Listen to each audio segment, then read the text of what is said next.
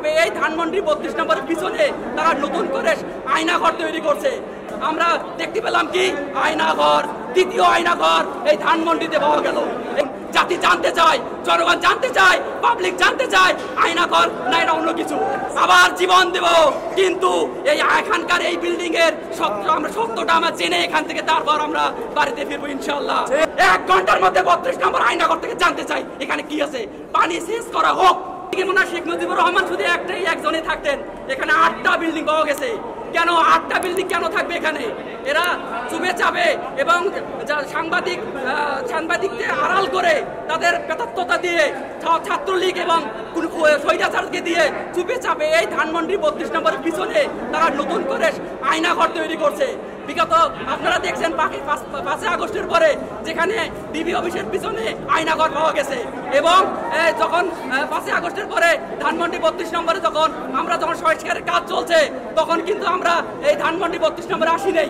কিন্তু তখন আমরা বুঝতে পারলাম একদিকে রাত 9টায় এই ফ্যাসিস্ট সরকার, এই শেখ হাসিনা খুনি হাসিনা যখন ভারতে বসে লাইভ করবেন এবং সেই দিনে আমরা এখানে বোল্টার অভিযান চলে আমরা দেখতে পেলাম কি আয়নাঘর, দ্বিতীয় আয়নাঘর এই ধানমন্ডিতে পাওয়া গেল।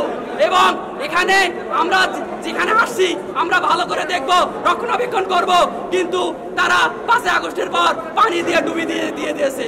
কিন্তু এখানে তো পানি ছিল না, 3 মাস যাবত বৃষ্টি নাই, এখানে কেন পানি থাকবে? যখন বিল্ডিং বানানো হয় তখন তো আলাদা হাউস করে রাখা হয়। কিন্তু এখানকার পানি আমি খুব সবার সামনে আমি বলছি যে সব দিকে আশ্বাসন করতে বলছি সরকারের কাছে, আপনারা অতি দ্রুত এখানকার শেষ লেগিয়ে আপনি পানিটি পরিষ্কার করুন। জাতি জানতে চায়, জনগণ জানতে চায়, পাবলিক জানতে চায় আয়নাঘর না এটা অন্য কিছু।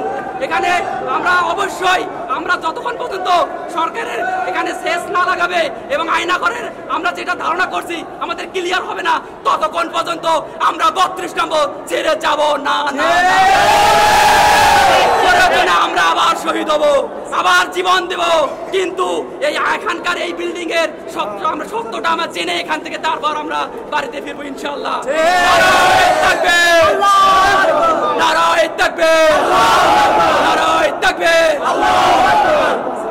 উচ্চ কমিটি তদন্ত করে এবং শীঘ্রই কোনো এখন দেরি করা যাবে না। কেন বিগত সরকারের আমলে আমরা দেখেছি যখন একটা লোক মারা গেছে তার তদন্ত কমিটি গঠন করতে তার 1 মাস সময় লেগেছে। আর কেন লাগবে? বাংলাদেশে 1 ঘন্টার মধ্যে আমরা জানতে চাই এখানে কি আছে। 1 ঘন্টার মধ্যে 32 নম্বর আয়নাঘর থেকে জানতে চাই এখানে কি আছে, পানি শেষ করা হোক, পানি শেষ করা হোক এবং তাড়াতাড়ি দ্রুত আমিরে জামাত মামুনুল হক ফয়জুল করিম ডাক দিলে হয়ে যাব। 52 আর 71 24 স্বাধীনতা, স্বাধীন দেশে উড়বেই তো স্বাধীন পতাকা। নারায়ে তাকবীর, নারায়ে তাকবীর।